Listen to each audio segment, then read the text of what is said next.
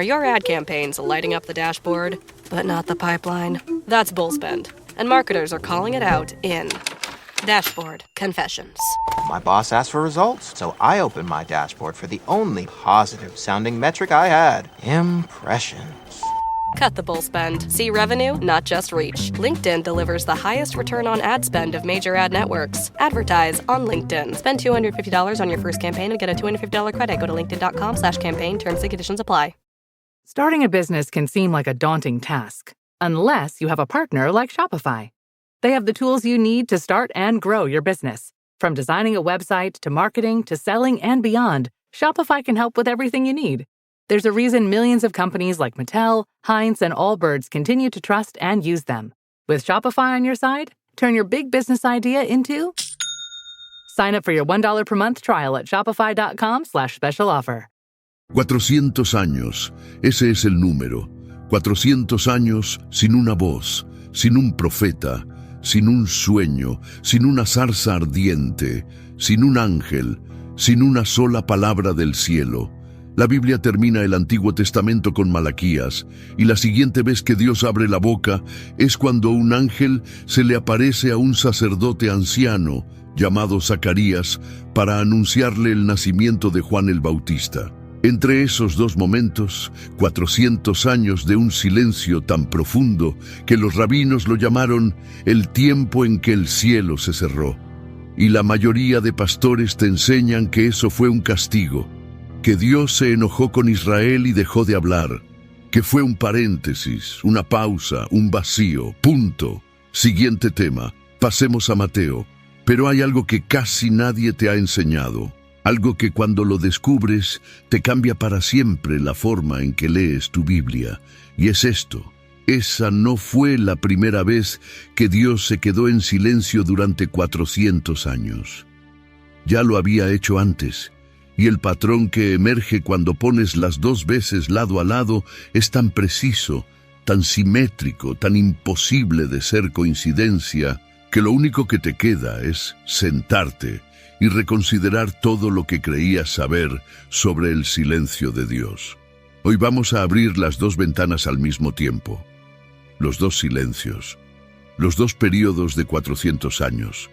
Y lo que vas a descubrir no es que Dios se quedó callado, es que el silencio era el plan, pero antes de llegar ahí, necesito llevarte al primer silencio, al que nadie habla, al que está escondido entre dos libros de tu Biblia que tú ya conoces, pero que nunca has conectado de esta manera. Abre tu Biblia en Génesis capítulo 15. Abraham tiene un problema. Dios le ha prometido una descendencia tan numerosa como las estrellas, pero Abraham no tiene ni un solo hijo, tiene 75 años. Su esposa Sara es estéril, y Dios, en lugar de darle la solución inmediata, lo que hace es algo que a primera vista parece cruel. Le muestra el futuro, un futuro que Abraham no quería ver. Génesis 15, versículo 13. Dios le dice a Abraham, textualmente: «Ten por cierto que tu descendencia será extranjera en tierra ajena, y será esclava allí, y será maltratada 400 años. 400 años, no 40, no 100, 400. Dios le está diciendo a Abraham que antes de cumplir la promesa, sus descendientes van a pasar 4 siglos en una tierra que no es la suya, sirviendo a gente que los odia, llorando bajo un sol que no eligieron. Y Abraham no puede hacer nada para cambiar ese número. Fíjate en algo, Dios no dijo quizás, no dijo si se portan mal, dijo ten por cierto.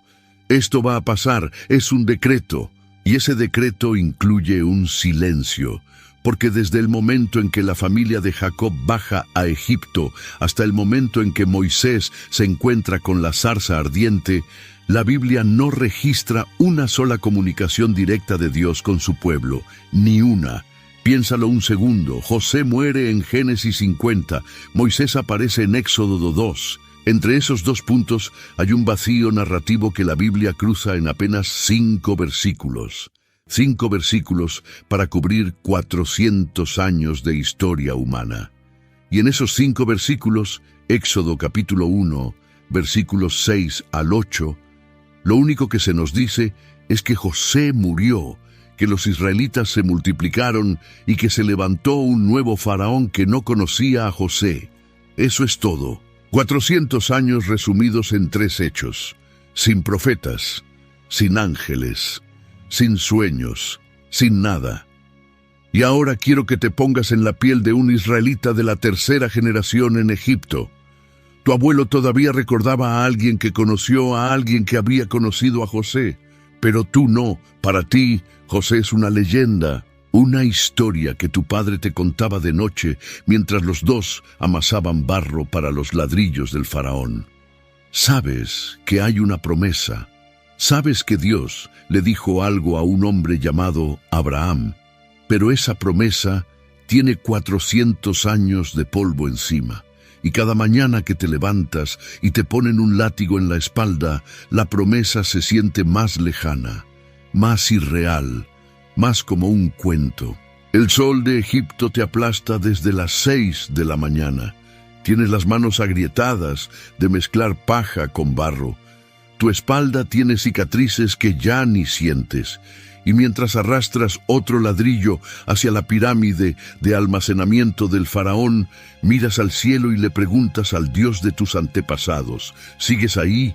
¿Todavía te acuerdas de nosotros? ¿O fue todo mentira? No hay respuesta. Nunca hay respuesta. Llevas toda tu vida sin respuesta. Y lo peor no es el silencio. Lo peor es que empiezas a sospechar que la promesa nunca fue real. Que tu padre te contó un cuento para que tuvieras fuerzas de levantarte cada mañana, que Abraham nunca habló con nadie, que las estrellas son solo estrellas, que no significan nada.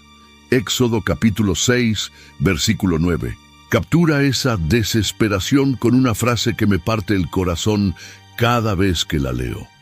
Así habló Moisés a los hijos de Israel. Pero ellos no escuchaban a Moisés a causa de la congoja de espíritu y de la dura servidumbre. Cuando Moisés finalmente llegó con el mensaje de liberación, Israel no pudo recibirlo. 400 años de silencio habían roto algo dentro de ellos. Su espíritu estaba tan aplastado que ni siquiera podían escuchar buenas noticias. La esclavitud no solo les había encadenado los cuerpos, les había encadenado la esperanza. Éxodo 2, versículos 23 al 25, captura ese momento con una honestidad que duele. Aconteció que después de muchos días murió el rey de Egipto, y los hijos de Israel gemían a causa de la servidumbre y clamaron. Y subió a Dios el clamor de ellos con motivo de su servidumbre. Y oyó Dios el gemido de ellos, y se acordó de su pacto con Abraham, Isaac y Jacob. Y miró Dios a los hijos de Israel, y los reconoció. ¿Escuchaste eso? Y se acordó. Como si hubiera estado en silencio tanto tiempo, que el texto necesita aclarar que Dios no había olvidado. 400 años de gemidos, y de pronto 4 verbos seguidos. Oyó, se acordó, miró, reconoció. 4 verbos que rompieron 4 siglos de silencio. Y lo que vino después fue la mayor intervención de Dios en todo el Antiguo Testamento. Las 10 plagas, el mar partido en 2, el maná del cielo, la ley en el Sinaí, la columna de fuego. Todo eso fue la respuesta al silencio, y fue tan explosiva, tan monumental, tan imposible de ignorar, que 3500 años después la seguimos contando. Pero hay algo más en este primer silencio que necesitas ver antes de que pasemos al segundo. Algo que se esconde en una frase que leímos hace un momento y que probablemente pasaste por alto. Dios le dijo a Abraham que su descendencia sería esclava 400 años, pero también le dijo algo más. Génesis 15, versículo 16. Y en la 4ª generación volverán acá, porque aún no ha llegado a su colmo la maldad del amorreo hasta aquí. Esa frase es devastadora cuando la entiendes. Dios no estaba solamente en silencio respecto a Israel, estaba en silencio respecto a los amorreos también.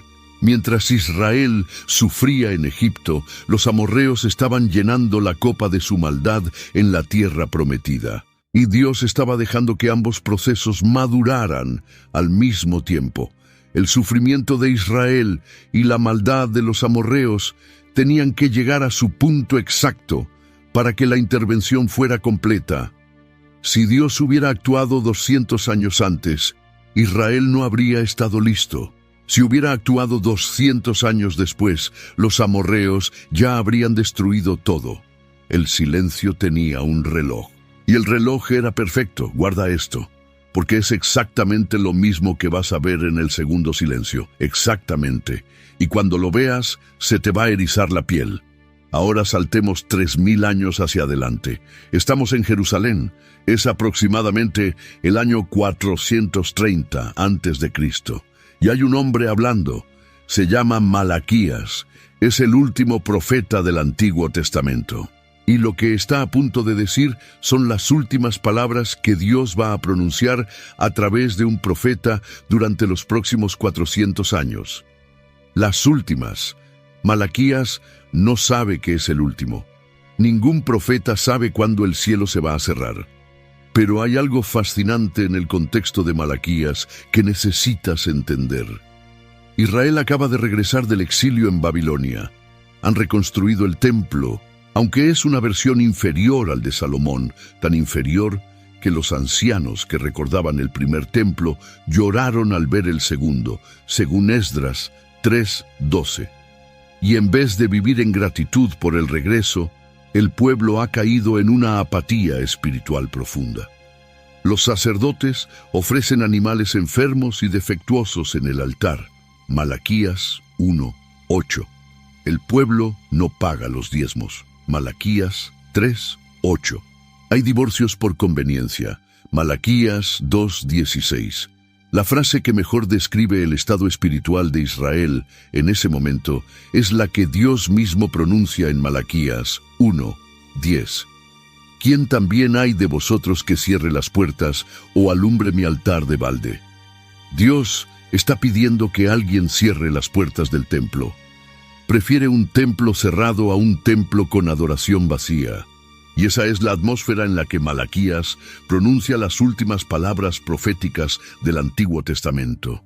Y la ironía de esas palabras es escalofriante cuando las lees sabiendo lo que viene después. Malaquías, capítulo 4, versículos 5 y 6. Las últimas líneas del Antiguo Testamento. He aquí, yo os envío el profeta Elías, antes que venga el día de Jehová, grande y terrible. Él hará volver el corazón de los padres hacia los hijos, y el corazón de los hijos hacia los padres, no sea que yo venga y hiera la tierra con maldición. Tomorrow morning is knocking. Stock your fridge now. How about a creamy mocha frappuccino drink? Or a sweet vanilla? Smooth caramel maybe?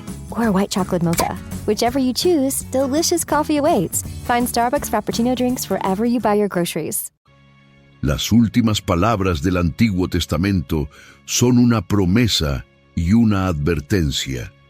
Dios va a enviar a alguien, pero no ahora, antes del gran día. Y ese antes resultó ser 400 años de silencio. 400 años entre la promesa y el cumplimiento. Jesús mismo confirmó que esa profecía se cumplió en Juan el Bautista, en Mateo 11:14. Y si queréis recibirlo, él es aquel Elías que había de venir. Y después de Malaquías, nada, silencio. El profeta calla, el cielo se cierra, y durante 400 años Israel no escucha ni una sola palabra de parte de Dios. 400 años, el mismo número, exactamente el mismo número que Dios le anunció a Abraham en Génesis 15. Y eso no es coincidencia, no puede ser coincidencia, porque el profeta Amós, que escribió antes de Malaquías, ya había advertido que esto pasaría. Amós capítulo 8, versículos 11 y 12.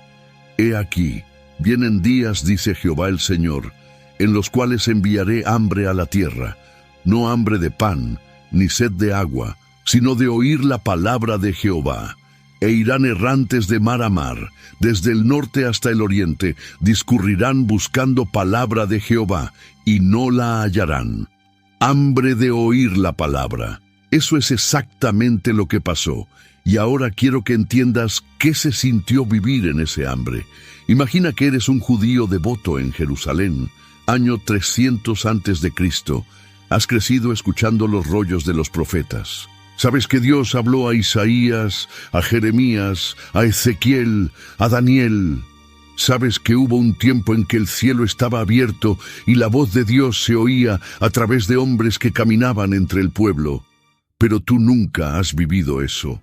Tu padre tampoco, ni tu abuelo, ni el abuelo de tu abuelo. Llevas 130 años de silencio acumulado. Y cada generación que pasa sin una voz profética hace que la fe se vuelva un poco más frágil, un poco más teórica, un poco más de dicen que Dios habló, en vez de Dios habla.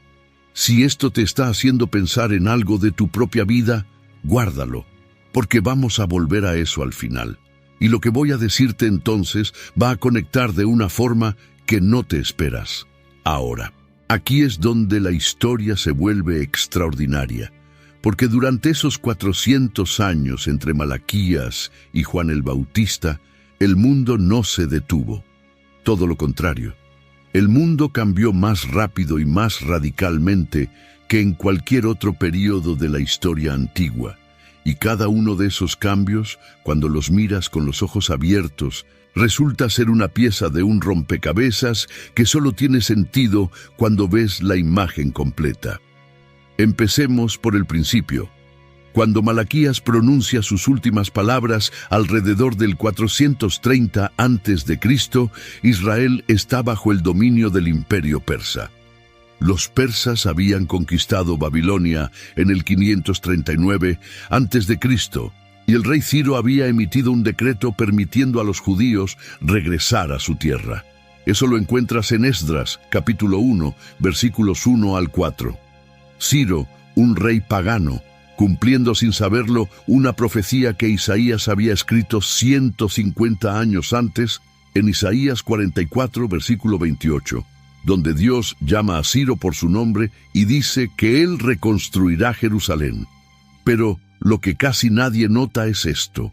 Los persas no solo dejaron que Israel regresara, les dieron algo mucho más importante, les dieron autonomía religiosa.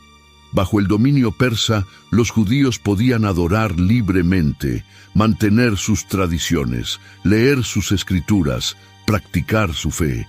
Y eso creó algo que no existía antes del exilio, la sinagoga.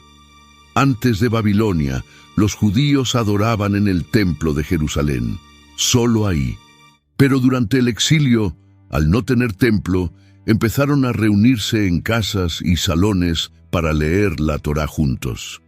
Esas reuniones se convirtieron en sinagogas, y cuando regresaron a la tierra, las sinagogas no desaparecieron, se multiplicaron. Para el tiempo de Jesús había sinagogas en cada ciudad del mundo conocido, y cuando Pablo salía a predicar el Evangelio, ¿a dónde iba primero? A la sinagoga local. Hechos 17, versículo 2. Y Pablo, como acostumbraba, fue a ellos y por 3 días de reposo discutió con ellos. La sinagoga, que nació durante la crisis del exilio, se convirtió en la infraestructura perfecta para la expansión del Evangelio. Y nadie la diseñó para eso. Nadie se sentó y dijo, vamos a crear un sistema de reuniones locales que en 500 años servirá para difundir las noticias sobre un carpintero de Nazaret. Simplemente pasó. O mejor dicho, fue movido. Y eso es solo la primera pieza. La segunda pieza tiene nombre propio. Alejandro. Alejandro Magno. En el año 334 a.C., un joven macedonio de 20 años cruzó el Helesponto con un ejército de 40.000 hombres y en apenas 11 años conquistó el mayor imperio que el mundo había visto hasta entonces. Desde Grecia hasta Egipto, desde Siria hasta la India, todo. Y Alejandro murió antes de cumplir los 33 años en Babilonia, probablemente de fiebre tifoidea, sin dejar un heredero claro. Y aquí hay un detalle que a la mayoría se le escapa. El historiador judío Flavio Josefo, en sus Antigüedades de los Judíos, libro 11, capítulo 8, relata que cuando Alejandro marchaba hacia Jerusalén con intención de destruirla, el sumo sacerdote Jadúa salió a su encuentro vestido con sus ropas sacerdotales, y Alejandro, al verlo, se postró ante él. Sus generales le preguntaron por qué se inclinaba ante un sacerdote judío, y Alejandro respondió que había visto a esa misma figura en un sueño, antes de invadir Asia, prometiéndole la victoria. Ahora bien, muchos historiadores modernos debaten si este relato es histórico o legendario. Lo que sí es verificable es que Alejandro trató a los judíos con un respeto inusual y les permitió mantener sus leyes y tradiciones. Jerusalén no fue destruida. El templo no fue tocado. En medio de la conquista más arrasadora que el mundo antiguo había visto, la ciudad del Dios de Israel fue protegida. Pero lo que Alejandro dejó fue algo más poderoso que cualquier ejército. Dejó un idioma, el griego koiné. Donde quiera que Alejandro conquistaba, imponía la cultura griega. Gimnasios, teatros, bibliotecas y sobre todo, el idioma. Antes de Alejandro, el mundo era una torre de Babel de lenguas locales. Después de Alejandro, había una lengua franca que todo el mundo educado hablaba, desde Alejandría hasta Antioquía, desde Roma hasta Jerusalén. Cuando Alejandro murió en el 323 a.C., su imperio se dividió entre sus 4 generales. Daniel había profetizado esto también. Daniel capítulo 8, versículos 8 y 22. El gran cuerno del macho cabrío se quebró, y en su lugar salieron 4 cuernos notables hacia los 4 vientos del cielo, 4 generales, 4 reinos.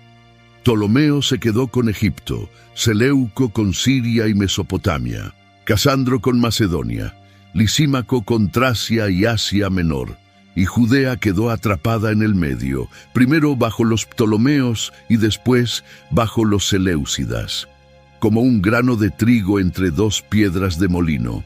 ¿Y por qué importa eso?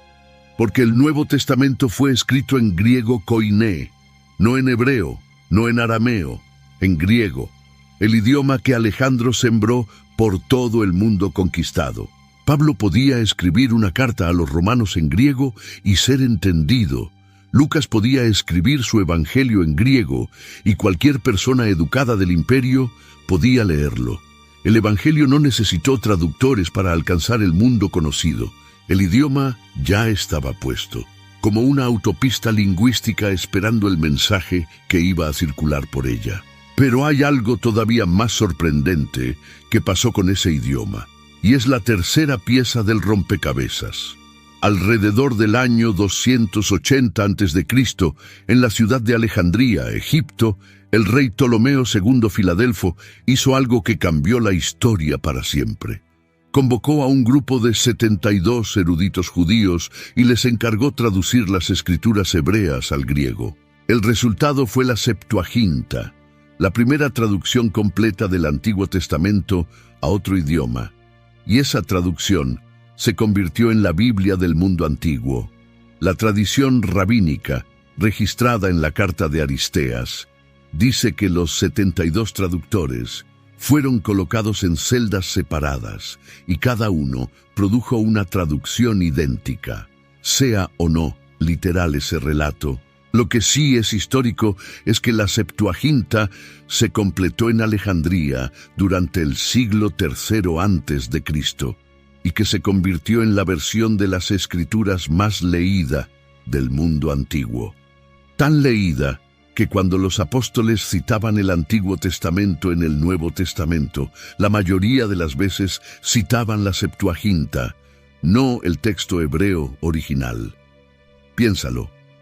Antes de la Septuaginta, las profecías mesiánicas estaban encerradas en un idioma que solo los judíos leían. Isaías 53, el siervo sufriente. Miqueas 5:2, el Mesías nacido en Belén. Daniel 9, las 70 semanas. Todo eso estaba en hebreo, pero después de la Septuaginta, cualquier persona que hablara griego podía leer esas profecías. Y cuando Jesús nació en Belén, cuando murió en una cruz, cuando resucitó al tercer día, las profecías que lo anunciaban ya estaban circulando en el idioma del mundo entero. Los apóstoles no tuvieron que convencer a nadie de que esas profecías existían. La gente ya las conocía. La Septuaginta se había encargado de eso 250 años antes. Y hay algo más sobre la Septuaginta que muy pocos conocen. Fue gracias a esta traducción que surgió un fenómeno llamado los temerosos de Dios. Gentiles que no se convertían al judaísmo completamente, pero que adoraban al Dios de Israel. Asistían a las sinagogas y conocían las Escrituras. Hechos capítulo 10 menciona a Cornelio, un centurión romano que era piadoso y temeroso de Dios con toda su casa.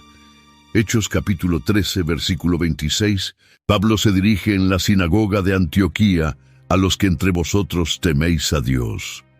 Estos temerosos de Dios, que existían porque la Septuaginta les había abierto las Escrituras, se convirtieron en el primer público masivo del Evangelio fuera del judaísmo. Eran personas que ya conocían al Dios de Abraham, que ya habían leído las profecías mesiánicas, y que cuando escucharon que el Mesías había venido, estaban preparados para creer. La Septuaginta no solo tradujo palabras, creó una audiencia. Y aquí es donde necesito que prestes mucha atención, porque lo que viene es posiblemente la pieza más oscura de todo el rompecabezas, y al mismo tiempo la más reveladora. En el año 175 a.C., un hombre llamado Antíoco IV subió al trono del imperio Seleucida. Se autoproclamó Epífanes, que significa Dios manifiesto, y decidió que la religión judía tenía que desaparecer. En el año 167 a.C., Antíoco entró en el templo de Jerusalén. Erigió un altar a Zeus sobre el altar del holocausto y sacrificó un cerdo en el lugar santísimo. Prohibió la circuncisión bajo pena de muerte. Prohibió la lectura de la Torá. Ordenó destruir todas las copias de las Escrituras. Las madres que circuncidaban a sus hijos eran ejecutadas con los bebés colgados de sus cuellos. Los judíos que se negaban a comer carne de cerdo eran torturados hasta la muerte. Daniel lo había profetizado siglos antes. Daniel capítulo 11, versículos 31 y 32. Y se levantarán de su parte tropas que profanarán el santuario y la fortaleza, y quitarán el continuo sacrificio, y pondrán la abominación desoladora. Eso es exactamente lo que Antíoco hizo, al pie de la letra. Pero aquí es donde la historia da un giro que nadie esperaba. Un sacerdote anciano llamado Matatías, del pueblo de Modín, se levantó. Cuando un oficial seleucida intentó obligar al pueblo a ofrecer sacrificios paganos, Matatías mató al oficial y al judío que estaba a punto de obedecer, y huyó a las montañas con sus 5 hijos. Así comenzó la revuelta macabea. Una guerra de guerrillas imposible de ganar. Un puñado de granjeros y sacerdotes contra el ejército profesional más poderoso de Oriente Medio.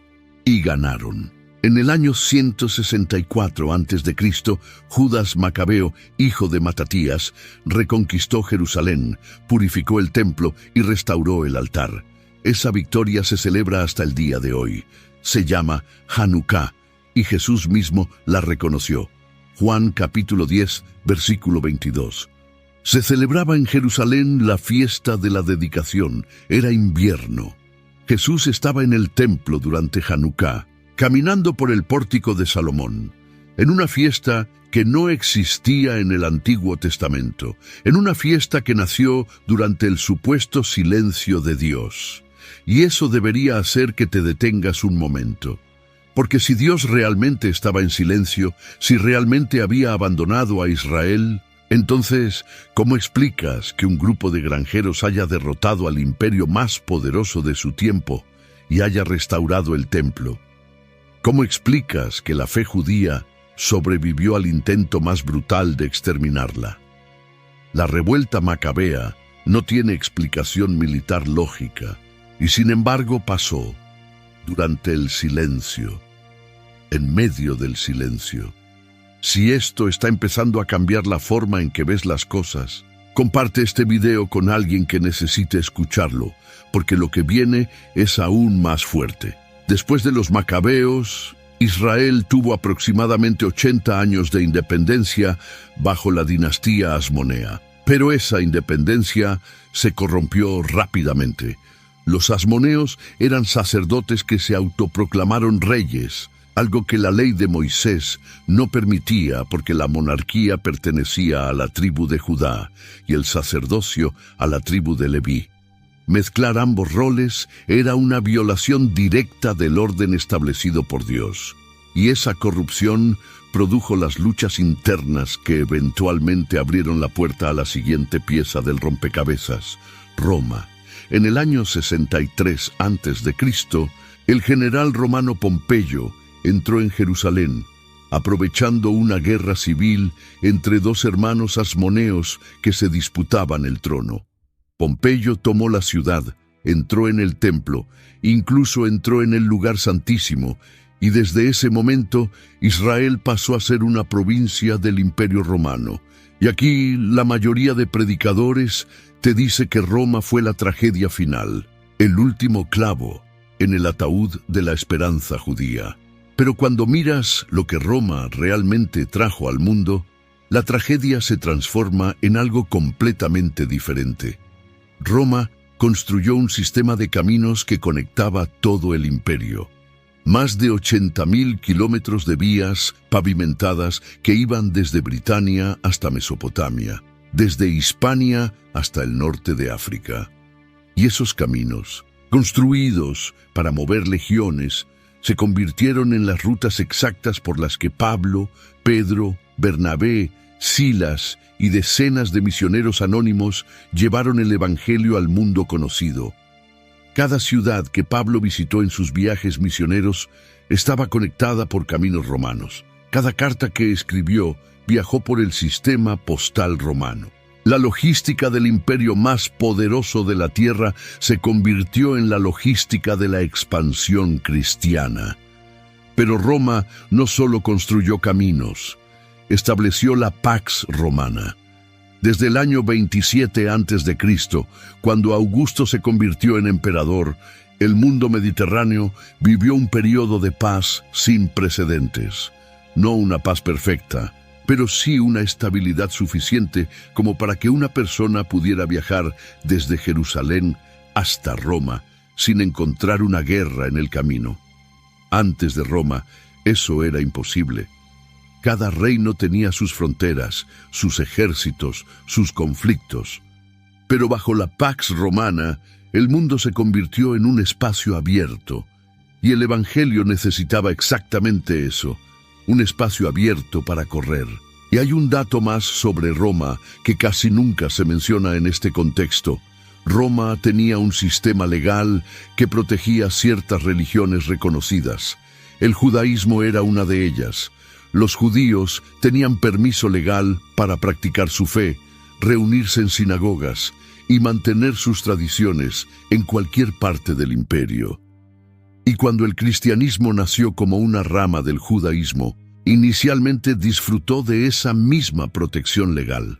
Hechos capítulo 18, versículos 14 y 15, lo muestra claramente.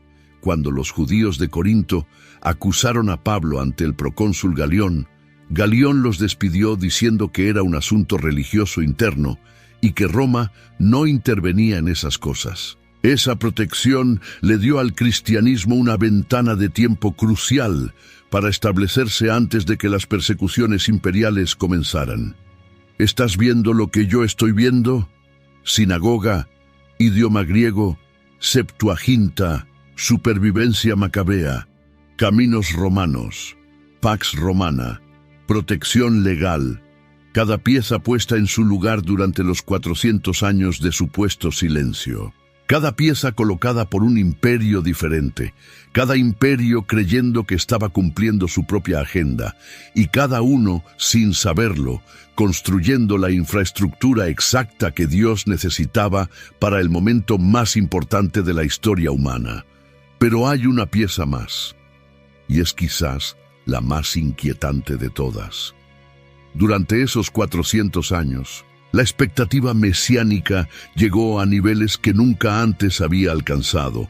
Las profecías de Daniel, especialmente Daniel capítulo 9, versículos 24 al 27, habían establecido un cronograma. Las 70 semanas de Daniel eran un conteo descendente, y los rabinos lo sabían. Déjame explicarte por qué esto es tan importante. Daniel 9:25 dice: «Sabe pues y entiende que desde la salida de la orden para restaurar y edificar a Jerusalén hasta el Mesías príncipe, habrá 7 semanas y 62 semanas. 70 semanas proféticas». This episode is brought to you by Netflix's Remarkably Bright Creatures. What if a Pacific octopus held the key to a mystery that could heal your heart? Well, that's Tova's reality. An elderly widow working at an aquarium. Tova forms an unlikely friendship with the curmudgeonly Marcellus, whose remarkable intelligence leads her to a life-changing discovery. Remarkably Bright Creatures is now playing, only on Netflix. This spring, Uber Eats has you covered. Whether you're celebrating mom, dad, or your favorite grad, not all of us are great planners, and with the Uber Eats gift hub, you don't have to be. Send flowers, perfume, champagne, or just their favorite meal straight to their door. Gifts arrive in as little as 25 minutes, and you can add a personalized video message for that additional so-not-last-minute touch. So this spring, get a leg up on gift giving with Uber Eats. Last-minute gifts that land every time. Must be 21 or older to purchase alcohol. Product availability varies per region. See app for details. United connects you to more of the world than any U.S. airline, and United for Business can get your company where you need to go. Whether you're growing a business or managing travel for thousands, they offer solutions to fit your needs. Track expenses, create reports, and manage traveler perks. Plus, employees earn Mileage Plus miles while your company saves on travel. Get started with no minimum spend or flight requirements. Visit business.united.com/podcast. En la profecía bíblica, una semana frecuentemente representa 7 años, lo que da un total de 490 años. Los rabinos del periodo intertestamentario hacían cálculos obsesivos sobre estas cifras. Sabían que el reloj estaba corriendo, sabían que el plazo se acercaba, y eso creó una tensión espiritual que iba creciendo generación tras generación. Los esenios de Qumrán, que escribieron los rollos del Mar Muerto descubiertos en 1947, vivían obsesionados con calcular el momento exacto de la llegada del Mesías. Estos hombres se habían retirado al desierto cerca del Mar Muerto, convencidos de que la corrupción del templo y del sacerdocio era una señal de que el fin estaba cerca. Se preparaban para una guerra cósmica entre los hijos de la luz y los hijos de las tinieblas. Sus manuscritos, perfectamente preservados en vasijas de arcilla durante 2000 años, revelan una comunidad que leía a Daniel como si fuera un periódico del futuro. Los fariseos, por su parte, habían surgido como un movimiento laico que se oponía a la helenización de la fe judía. Su nombre probablemente viene del hebreo perushim, que significa separados, separados de la influencia griega, separados de la contaminación cultural. Y aunque el Nuevo Testamento los presenta frecuentemente como hipócritas, y Jesús ciertamente confrontó su hipocresía, es importante entender que los fariseos nacieron como un movimiento de preservación. Sin ellos, la fe judía probablemente habría sido absorbida por la cultura griega. Sin ellos, no habría habido sinagogas en las que Pablo pudiera predicar. Sin ellos, la ley de Moisés habría desaparecido bajo la presión de la helenización. Los saduceos controlaban el templo y venían de familias sacerdotales aristocráticas. No creían en la resurrección de los muertos, ni en ángeles, ni en espíritus, según Hechos 23:8. Y los celotes empezaban a surgir como un movimiento armado que soñaba con expulsar a Roma por la fuerza. Fíjate en lo que estaba pasando. 4 grupos diferentes, con 4 visiones diferentes del futuro, todos surgidos durante el silencio profético, todos esperando que algo monumental ocurriera. La sociedad judía del primer siglo antes de Cristo era una olla a presión espiritual. Y todo eso fue producto de los 400 años de silencio. Lucas capítulo 3, versículo 15. Captura esa tensión con una frase brillante. Como el pueblo estaba en expectativa, preguntándose todos en sus corazones si acaso Juan sería el Cristo. El pueblo estaba en expectativa. 400 años de silencio habían creado una presión espiritual tan intensa que cuando apareció un hombre vestido de pelo de camello predicando en el desierto, la primera pregunta no fue ¿quién es?, sino ¿será el Mesías? Y ahora necesito que vuelvas conmigo al primer silencio, a Egipto, porque el paralelo es tan preciso que da escalofríos. En Egipto, Israel sufrió 400 años de esclavitud, y justo antes de la liberación, Éxodo capítulo 1, versículo 12, nos dice que cuanto más los oprimían, tanto más se multiplicaban y crecían. La opresión no los destruyó, los multiplicó. Cuando Moisés llegó, Israel no era una familia pequeña, era una nación de más de 600,000 hombres en edad militar, según Éxodo 12:37, lo que significa probablemente más de 2 millones de personas, contando mujeres y niños. 400 años de silencio y sufrimiento habían convertido una familia de 70 personas en una nación entera. Y entre Malaquías y Juan el Bautista, 400 años de silencio profético habían creado una expectativa tan intensa, una infraestructura tan perfecta, un mundo tan preparado, que cuando el Mesías finalmente llegó, el Evangelio se esparció por todo el mundo conocido en una sola generación, una sola. Pablo, que empezó a predicar alrededor del año 47 después de Cristo, podía escribir a los colosenses apenas 15 años después. La palabra verdadera del Evangelio que ha llegado hasta vosotros, así como a todo el mundo. Colosenses 1, 5, 6. Las 2 veces el silencio produjo multiplicación. Las 2 veces la espera creó las condiciones para una expansión explosiva. Las 2 veces lo que parecía abandono resultó ser preparación. Y aquí está el giro que le da sentido a todo. ¿Recuerdas lo que vimos en Génesis 15:16? Dios le dijo a Abraham que Israel estaría en Egipto 400 años, pero que la razón no era solo el sufrimiento de Israel, sino que aún no ha llegado a su colmo la maldad del amorreo. Dios estaba esperando que 2 procesos maduraran al mismo tiempo: el crecimiento de Israel y la maldad de los amorreos.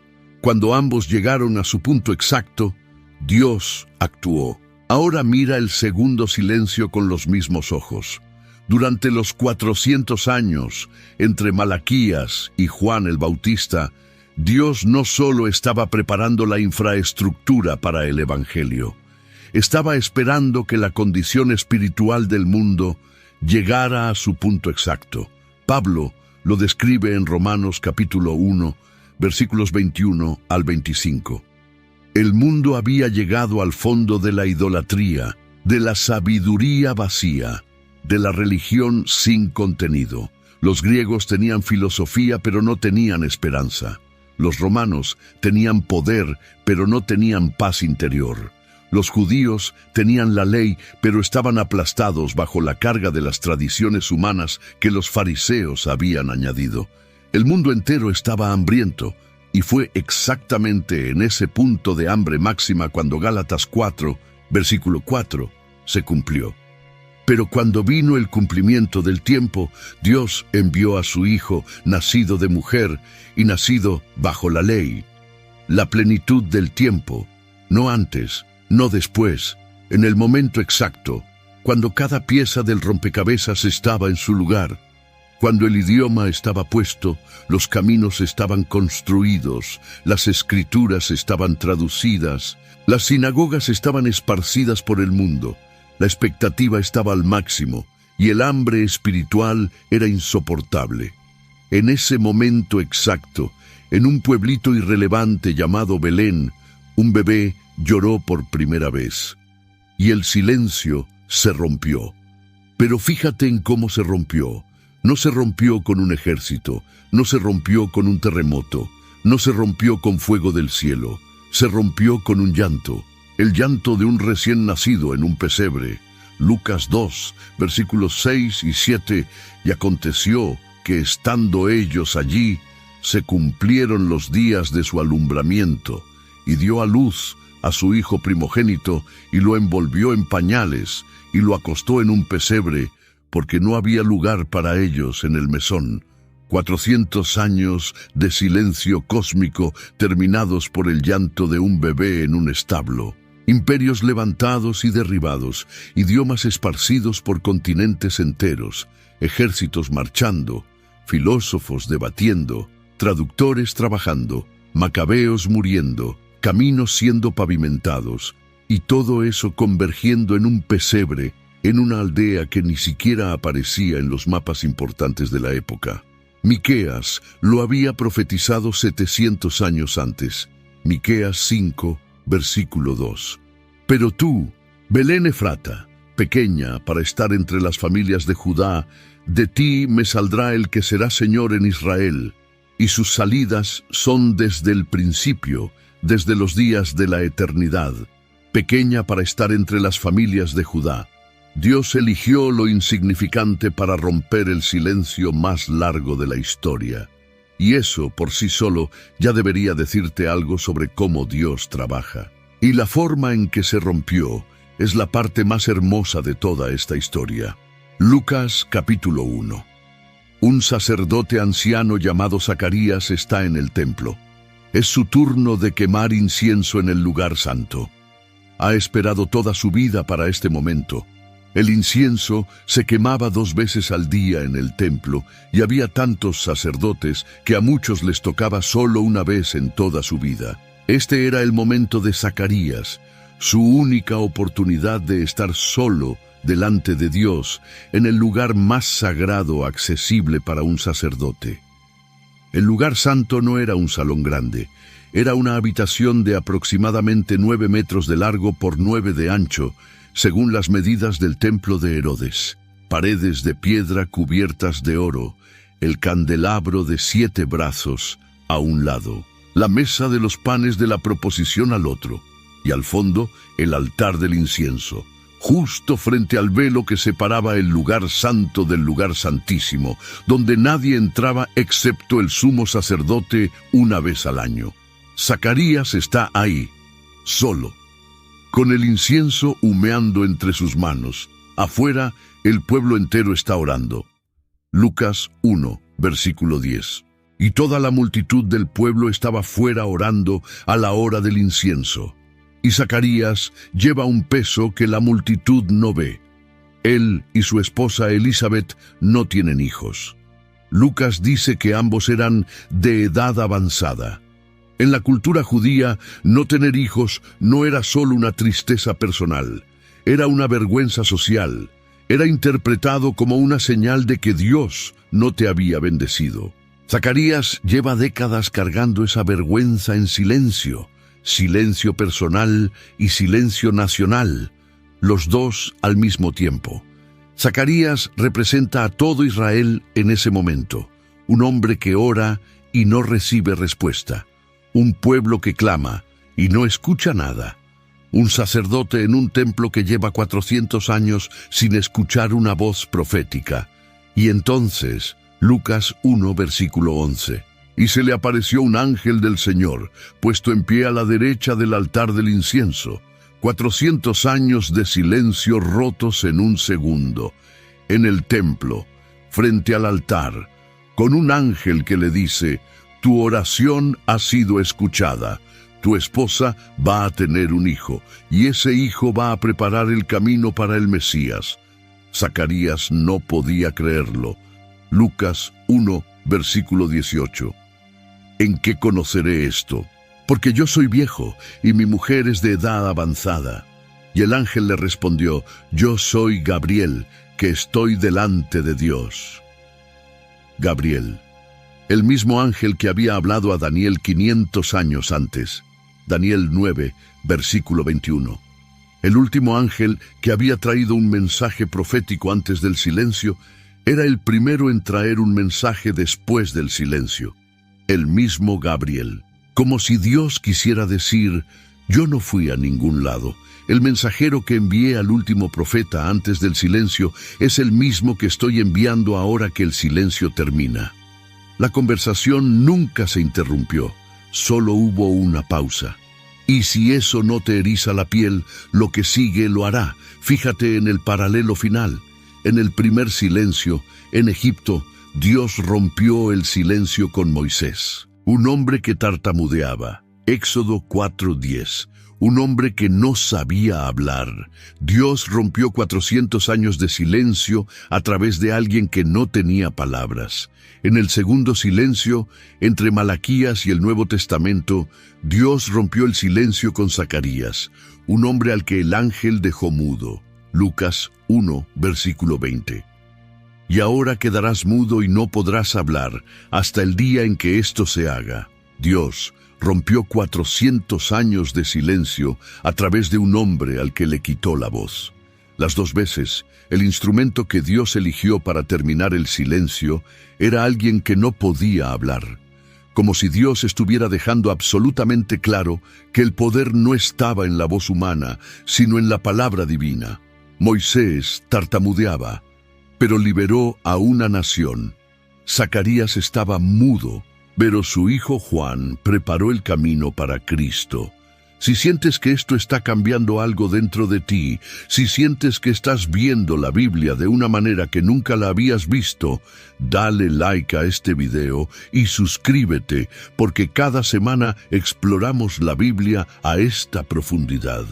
Y lo que viene ahora va a conectar todo lo que hemos descubierto con tu vida personal, porque el patrón no termina en la Biblia. Hay alguien viéndome ahora mismo que lleva meses, quizás años, en su propio silencio personal. Has orado y no has recibido respuesta. Has clamado y el cielo parece cerrado. Has hecho todo lo que sabes hacer y nada cambia. Y en algún momento, quizás en las últimas semanas, quizás justo hoy, una parte de ti ha empezado a preguntarse si Dios te ha olvidado, si tu oración se ha perdido en el camino, si la promesa que creías haber recibido era solo imaginación tuya. Conozco a una mujer que perdió a su esposo hace 3 años. Iba a la iglesia cada domingo, se sentaba en la misma banca de siempre, cantaba los mismos himnos, pero por dentro estaba gritando. Le preguntaba a Dios todas las noches, ¿por qué te lo llevaste? ¿Qué hice mal? Todavía estás ahí. Y durante 3 años, nada. Silencio. Hasta que un día, sin planificarlo, una vecina tocó su puerta para pedirle que cuidara a su hijo mientras iba al hospital. Esa vecina no tenía a nadie más, y esa mujer, la viuda que se sentía invisible, descubrió que Dios no la había dejado sola para que sufriera, la había dejado exactamente donde estaba para que fuera la respuesta a la oración de otra persona. 3 años de silencio no habían sido abandono, habían sido posicionamiento. Conozco a un joven que dejó la iglesia a los 17 años. Le dijo a su padre, si Dios es real, ¿por qué no me responde? Su padre no supo qué contestar, y durante 6 años ese joven vivió sin orar, sin leer la Biblia, sin pisar una iglesia. 6 años de silencio autoimpuesto. Hasta que un día, en una crisis que no voy a detallar porque no es mi historia para contar, se encontró de rodillas en el piso de su apartamento diciendo palabras que no sabía que recordaba. Oraciones que su padre le había enseñado de niño. Y en ese momento entendió algo que no pudo entender a los 17. El silencio no había borrado lo que Dios había sembrado, solo lo había enterrado. Y lo enterrado estaba germinando. Y yo no puedo decirte cuándo va a terminar tu silencio. No soy profeta, no tengo esa respuesta. Pero lo que sí puedo decirte, con base en todo lo que acabamos de ver juntos, es lo que el silencio de Dios no significa. El silencio de Dios no significa ausencia, no significa olvido, no significa castigo, no significa que la promesa se canceló. Mira lo que dice Isaías, capítulo 55, versículos 8 y 9. Porque mis pensamientos no son vuestros pensamientos, ni vuestros caminos mis caminos, dijo Jehová. Como son más altos los cielos que la tierra, así son mis caminos más altos que vuestros caminos, y mis pensamientos más que vuestros pensamientos. Cuando Dios se quedó en silencio 400 años en Egipto, estaba multiplicando a Israel de 70 personas a más de 2 millones.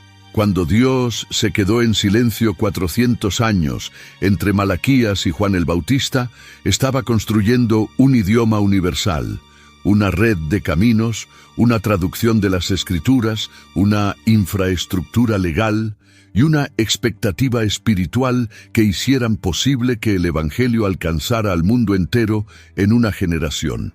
Las 2 veces el silencio no fue inactividad, fue la actividad más intensa, solo que estaba ocurriendo en dimensiones que Israel no podía ver. Y aquí quiero traer un dato más que conecta todo de una manera que no esperabas. Hechos capítulo 7. Esteban está frente al Sanedrín, está a punto de ser apedreado. Y en su último discurso antes de morir, hace algo extraordinario. Repasa toda la historia de Israel. Y cuando llega al periodo de Egipto, dice en el versículo 6, y habló Dios así, que su descendencia sería extranjera en tierra ajena, y que los esclavizarían y maltratarían por 400 años. Esteban cita Génesis 15:13. Esteban, el primer mártir cristiano, conecta los 400 años de Egipto con la historia que está viviendo. ¿Y por qué importa eso?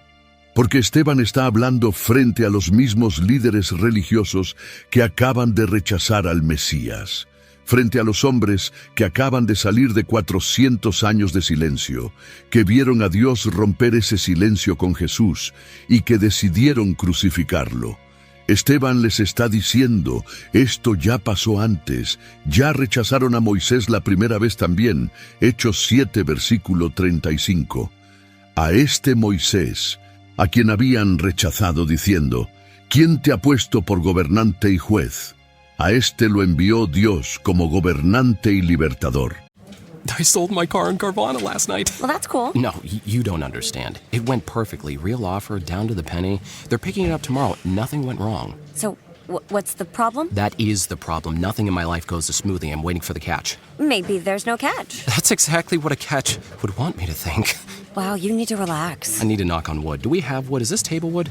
I think it's laminate. Okay, yeah, that's good. That's close enough. Car selling without a catch. Sell your car today on Carvana. Pickup fees may apply. El patrón se repite una vez más. Dios envía al libertador después del silencio, y el pueblo lo rechaza la primera vez. Moisés fue rechazado y tuvo que huir a Madián. Jesús fue rechazado y crucificado, pero en ambos casos el rechazo no detuvo el plan. Moisés volvió y liberó a Israel. Jesús resucitó y liberó a la humanidad, y es aquí donde todo converge en un solo punto. ¿Recuerdas cómo empezó este video? Dije que casi nadie te enseña que Dios ya había hecho esto antes, que el patrón de los 400 años no fue un evento aislado, que cuando pones los 2 silencios lado a lado, lo que emerge no es la imagen de un Dios ausente, sino la imagen de un Dios que tiene un método, un Dios que usa el silencio como una herramienta de preparación, un Dios que cuando calla, no está descansando, está trabajando, y cuando finalmente habla, lo que dice cambia la historia para siempre. En Egipto, después del silencio, el Éxodo, la mayor liberación del Antiguo Testamento. Entre Malaquías y Juan el Bautista, después del silencio, Cristo, la mayor liberación de toda la historia. Y lo que nadie nota es que Dios mismo dejó una pista escondida que conecta los dos silencios de una manera que todavía me asombra. En Éxodo 12, versículos 40 y 41, dice: El tiempo que los hijos de Israel habitaron en Egipto fue 430 años. Y pasados los 430 años, en el mismo día todas las huestes de Jehová salieron de la tierra de Egipto. En el mismo día, no un día similar, el mismo día. La tradición rabínica registrada en el Talmud, Tratado Megilá 14a, enseña que así como Dios tiene tiempos exactos, las liberaciones divinas no son aproximadas, son precisas. Y el período entre Malaquías y el nacimiento de Juan el Bautista es de aproximadamente 430 años también. No 400, no 500. 430, el mismo número que Éxodo 12:40. Como si Dios tuviera un reloj cósmico donde 430 años es exactamente el tiempo que necesita para preparar una liberación que sacuda los cimientos de la realidad. Salmos 90, versículo 4. Porque 1000 años delante de tus ojos son como el día de ayer que pasó. Si para Dios 1000 años son como un día, 430 años son como 10 horas. 10 horas de preparación para algo eterno. No es silencio, es concentración. Es la calma antes de la tormenta más hermosa de la historia, y quiero cerrar con algo que creo que vas a necesitar. Al principio de este video dije que la mayoría de pastores te enseñan que los 400 años de silencio fueron un castigo o un paréntesis. Y ahora, después de todo lo que hemos visto juntos, quiero invitarte a considerar otra posibilidad. Y si el silencio de Dios en tu vida no es un castigo, y si no es un olvido, y si no es indiferencia, y si es preparación, y si justo ahora, mientras tú no escuchas nada, Dios está moviendo imperios, y si está construyendo caminos que todavía no puedes ver, y si está poniendo piezas en su lugar que ni siquiera sabías que necesitabas, y si tu Gálatas 4:4 personal todavía no ha llegado, pero está en camino. Israel esperó 400 años en Egipto y recibió el Éxodo. Israel esperó 400 años después de Malaquías y recibió a Cristo. Las dos veces la espera valió la pena. Las dos veces lo que vino después del silencio fue incomparablemente mayor que cualquier cosa que hubieran podido imaginar durante el silencio. Génesis 15:13 fue una promesa que tardó 400 años en cumplirse, pero se cumplió. Gálatas 4:4 fue el cumplimiento de siglos de preparación silenciosa, pero se cumplió. Y si hay algo que estos dos silencios nos enseñan, es que cuando Dios calla, no es porque no tenga nada que decir, es porque lo que está preparando es demasiado grande para anunciarlo con anticipación. Habacuc, capítulo 2, versículo 3. Aunque la visión tardará aún por un tiempo, mas se apresura hacia el fin y no mentirá. Aunque tardare, espéralo, porque sin duda vendrá, no tardará. Aunque tardare, espéralo. Ese versículo fue escrito para personas en medio del silencio, para personas que oran y no escuchan, para personas que esperan y no ven. Habacuc no dijo, si viene, dijo, sin duda vendrá. Sin duda, Israel esperó 400 años en Egipto. Sin duda, vino el Éxodo. Israel esperó 400 años después de Malaquías. Sin duda, vino Cristo. Y lo que parece silencio, lo que parece abandono, lo que parece una oración que se perdió en el camino, puede ser exactamente lo contrario. Puede ser la pausa antes de la sinfonía, la calma antes de la intervención más grande que hayas visto. Lo que aparece en tu pantalla ahora mismo conecta directamente con lo que acabamos de descubrir. Y creo que después de ver este video, estás listo para verlo. Haz clic, porque lo que viene después va a desafiar todo lo que creías saber sobre cómo Dios trabaja en lo que no puedes ver.